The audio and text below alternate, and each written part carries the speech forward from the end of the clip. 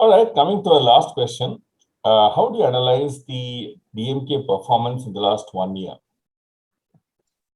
So there have been more misses than hits easily. And I think especially in the last 1 month, I think there have been a lot of hit wickets and there have been a lot of no balls that have been bowled by the DMK government.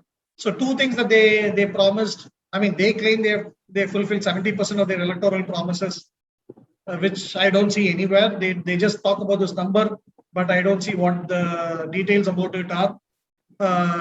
Two easily identifiable promises which have a direct impact to the people that they have done is, one is they have reduced the Avin milk prices.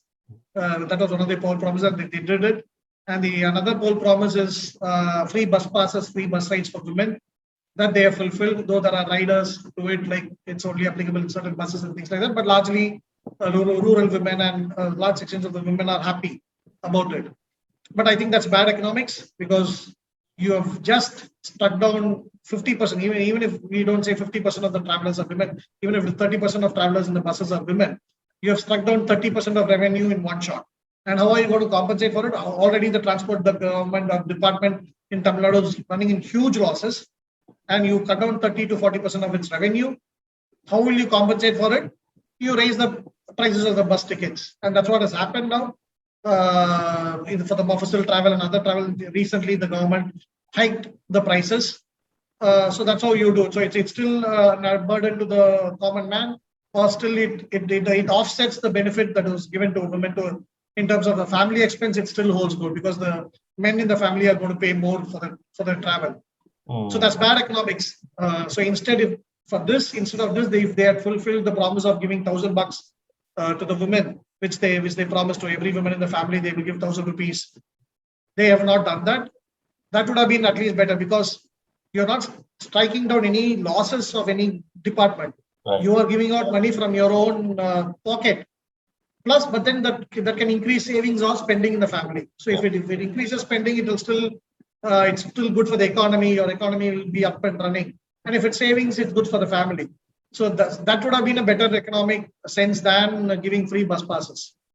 So they have not fulfilled the 1,000 rupees promise, which people are looking up to and demanding.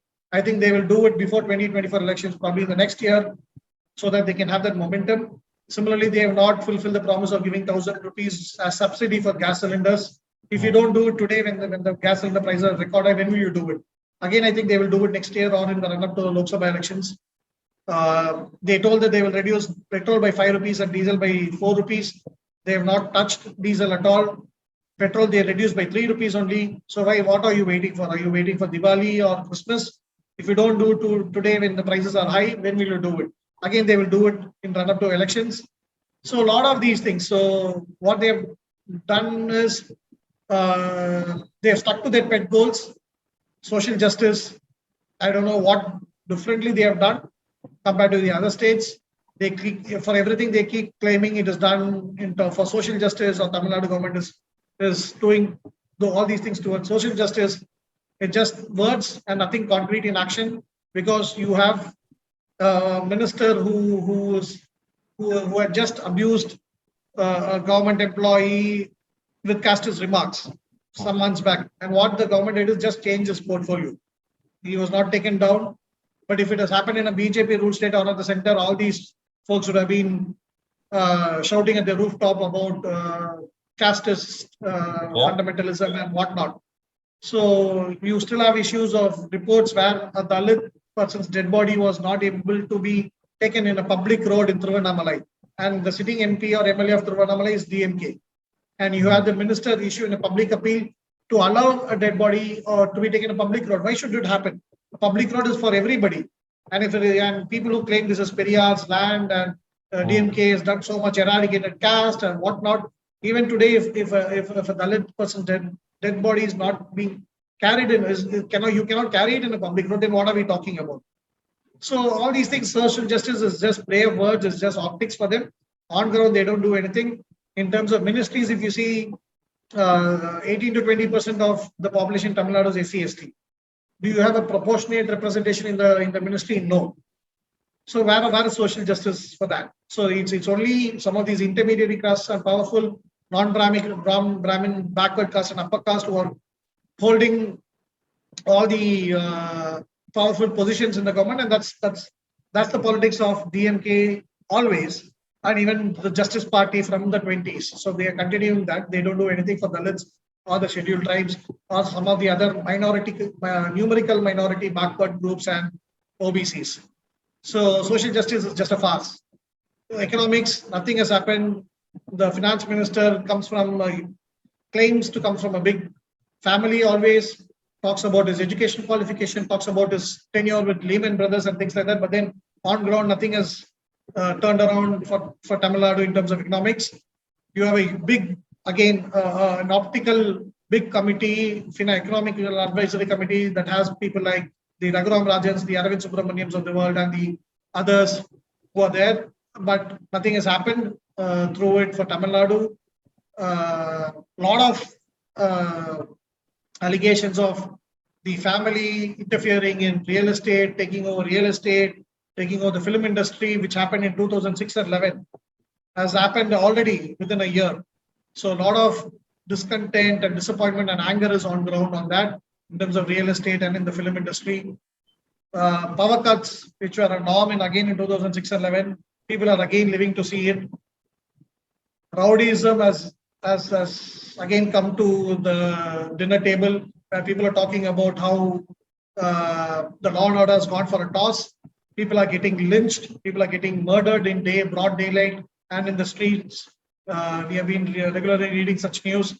Women safety and security is a big issue now. People are the number of cases or the headlines that comes in terms of women getting attacked, raped, or molested is high.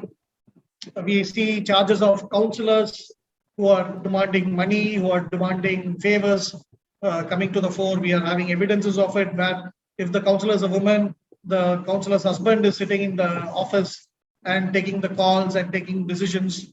Such news is again coming on. So these were all already, DMK was carrying this baggage. So people were already talking about it prior to the elections, where people said if DMK comes to the power, they'll take over real estate, they'll take over film industry, rowdyism will come back, women's security will be under threat, there'll be massive power cuts, there'll be allegations of corruption and whatnot. So all these things that people already spoke about, people were in fear about, has come true in less than a year.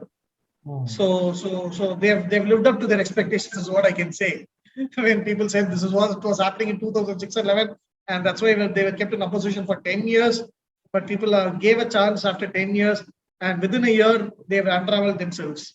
On a lighter note, the last 1 month, what I see is whether this is a BJP government or a DMK government in terms of what they are talking about Hindutva or Hinduism. So DMK ministers, the kind of remarks that the DMK ministers or DMK leaders are making, even people are wondering what is happening, because we saw the goof up in terms of Patina Pravesam, where the government overturned a DO's order of banning it. So they overturned it because Hindus should not be hurt. And then the government wanted to rename a street in Tiruvarur, the car street, to Karunanidhi's name. But then BJP Annamalai man did a huge protest. And then DMK again, they did not want to insult the sentiments of Hindus. So they dropped that plan. Then there was supposed to be, the government was organizing a beef festival in Ambur. They did not have beef biryani in that. The allies of DMK, like Vidudalai Chiruthaigal, Communist, the Muslim groups wanted to add beef. DMK government did not want it. And then they cancelled the festival itself because they did not want to hurt the sentiments of the Hindus. Generally, DMK and their allies used to talk about the right of one to have this or her own food. I will determine what I should eat. But then why didn't the DMK government add beef biryani in the biryani festival? Or why do they have to cancel it? Because it was purely because of they not wanting to hurt the sentiments of Hindus. Then the government has approved or inaugurated a cow shed or a goshala kind of a setup on 25 acres of land in Avadi, which is outskirts of Chennai, for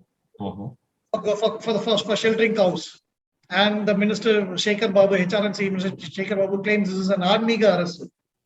So the guys who were trolling or questioning Rajinikanth when he spoke about Armiga Arasiel are now talking about this is an Armiga arrest. And there's another DMK leader Constantine Ravindran, who recently made a statement. He was questioned in an interview, "What do you mean by this Anmika Arasu?" He said DMK itself, the Dravidian model or DMK itself, comes from Saivism. They trace a lineage to Saivism. So Saivism is what is Dravidianism. Saivism is what is Dravidian model. And he's a senior leader. So he talks this. So generally you associate such things with people, or you accuse BJP of such things. But then you build Goshalas, you cancel a beef festival, you give approval to Patina Pravesam, you talk about claiming that the Saivism and Dravidianism are one. What is this? So what it shows is DMK is rattled by Annamalai's leadership. DMK is scared of a Hindu vote bank that has come in Tamil Nadu. So they don't want to hurt the sentiments of Hindus. And hence all these statements and all these decisions. And in the last 1 month, they have been making a lot of flip-flops. Some of the senior leaders have been making very comical remarks. So I think people have started making fun and trolls of them. I think it's been a huge embarrassment, especially this last 1 month, with a lot of statements, with a lot of decisions. It's been a huge embarrassment for DMK.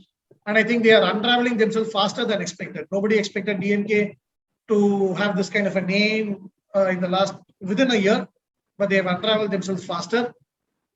One, on their own; two, because of Annamalai's leadership. The pressure. And what, I don't know whether it's a fact or not, probably this Anmiga Arasu pressure, all right, made Mr. Stalin talk like that in the stage also to really nullify their effect a little bit. So that's another section of people that are they have to pacify and satisfy their own pavilion and their own folks, right? So that's why. So they have to strike a balance. Balancing act that's being done. Okay, in all the politics that's being played. All right, very interesting, very interesting. Let's hope something good really happens for Tamil Makkal who had voted for this government. And with that, thank you so much, Mr. Sreenivasan, for taking time from a busy schedule. I know you're very busy, but thank you so much for giving time. No, nothing like that. Yeah. Thank you.